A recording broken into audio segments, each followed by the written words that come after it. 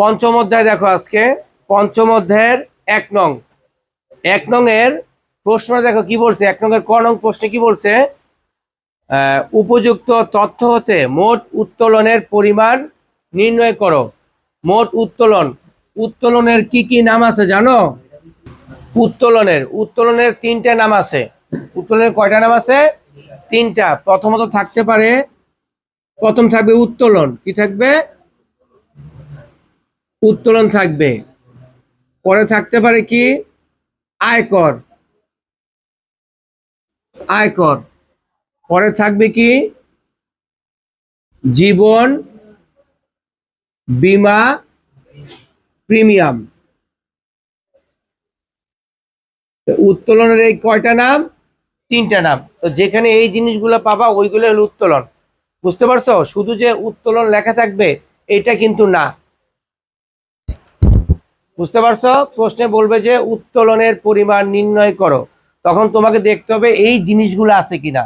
এগুলো থাকলে এগুলো সব যোগফল আমি নামায় দেব। তাহলে এখানে আমাদের এই 1 নং এ কি কি আছে দেখো, খেয়াল করো। এখানে প্রশ্ন দিকে দেওয়া আছে আয়কর দেওয়া আছে না? দেখো তো, পাইছো? আয়কর। আচ্ছা, ঘরটা কি হবে এটার? উত্তোলনের পরিমাণ কি ঘর হবে? সেম ঘরই, মানে এটা তো নির্দিষ্ট কোনো ঘর নাই। তাহলে ঘরটা কি হবে? তারিখ বিবরণ টাকা। তারিখ বিবরণ টাকা দিয়ে যদি এই জিনিসগুলো থাকে তোমরা বসায় দিবা। যেমন আয়কর আছে, আয়করের টাকাটা কত? আয়কর হলো 15,000। তোমরা কিন্তু এইভাবে করবা না, কিভাবে করবা? এই যে তারিখ বিবরণ টাকা তো ঘর করবা আর কি। হ্যাঁ, দেখাই দিলাম কি, তারিখ বিবরণ টাকা। তাহলে এইখানে আমরা তারিখ বিবরণ টাকা লিখবো। এই জায়গায় তারিখটা লিখবো 2000 কত সাল? এটা 2017 সাল না? 2017 সাল। তারিখ কত দিছে? 31শে ডিসেম্বর। সবই কি 31শে ডিসেম্বর। প্রথমটা কি আমাদের আয়কর না? আয়কর। কত টাকা আয়কর? 15,000। তারপরে কি আছে দেখো, আয়করের পরে কি আছে? আয়করের পরে দেখো জীবন বীমা প্রিমিয়াম আছে। লিখবো আমি, পরবর্তী লিখবো যে কি? জীবন বীমা প্রিমিয়াম। কত টাকা? 5,000। আর কিছু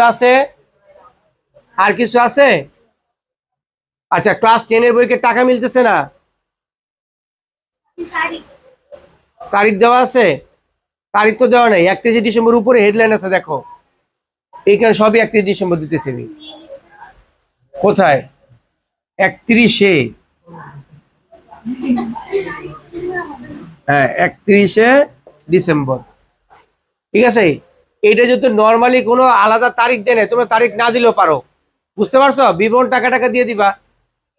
তো বিবরণ টাকা দিলে তোমাদের দেখো আয়কর আছে, তারপর জীবন বীমা প্রিমিয়াম আছে। আর কি আছে? আর কোনো কিছু আছে? অগ্রিম প্রাপ্ত অনুপর্যিত দেখো নাই। তার মানে পরীক্ষার প্রশ্নের মধ্যে যদি বলে উত্তোলনের পরিমাণ নির্ণয় করো, মুখস্থ রাখবে 3টা জিনিস। উত্তোলনের পরিমাণ নির্ণয় করো, তাহলে কি? উত্তোলন, আয়কর, জীবন বীমা প্রিমিয়াম। এমনও থাকতে পারে মালিক ব্যক্তিগত প্রয়োজনে কোনো কিছু উত্তোলন করছে। উত্তোলন বলতে শুধু এটা উত্তোলন না, পণ্য উত্তোলন থাকতে পারে। কি থাকতে পারে? এই পণ্য উত্তোলন থাকতে পারে। একই তো কথা, পণ্য উত্তোলন। এই উত্তোলন নগদ উত্তোলন করছে, আর এই উত্তোলন পণ্য উত্তোলন করছে। বুঝতে পারছো? তাহলে এই 3টা জিনিসের বেশি কিছু থাকবে না। ব্যক্তিগত প্রয়োজন উত্তোলন কথা, উত্তোলন লেখা পেয়েছো। তাহলে উত্তোলনের পরিমাণ একই। তুমি উত্তোলন নামে যত কিছু পাবা। তবে হ্যাঁ, ব্যাংক হতে উত্তোলন, এটা কি হবে? না, ব্যাংক থেকে উত্তোলন তো হবে না, কারণ ব্যাংক থেকে উত্তোলনের জাবেদা কি আসে আমাদের? নগদ হিসাব ডেবিট, ব্যাংক হিসাব ক্রেডিট। এইটা আসবে না। মানে উত্তোলনের কিছু নিয়ম আছে এখানে। ব্যক্তিগতভাবে কিছু করলে সেটাকে উত্তোলন বলা হবে। ব্যক্তিগতভাবে কোনো কিছু যদি সে নিয়ে যায় তাহলে এটা উত্তোলন হবে, এছাড়া না। ব্যবসায়ের প্রয়োজন উত্তোলন, এটা কিন্তু হবে না। যে ব্যবসায়ের প্রয়োজনে ব্যাংক থেকে উত্তোলন করছে, এটা আসবে না। ব্যক্তিগত প্রয়োজন উত্তোলন থাকবে, অথবা এই নামগুলো থাকবে। কথা ক্লিয়ার?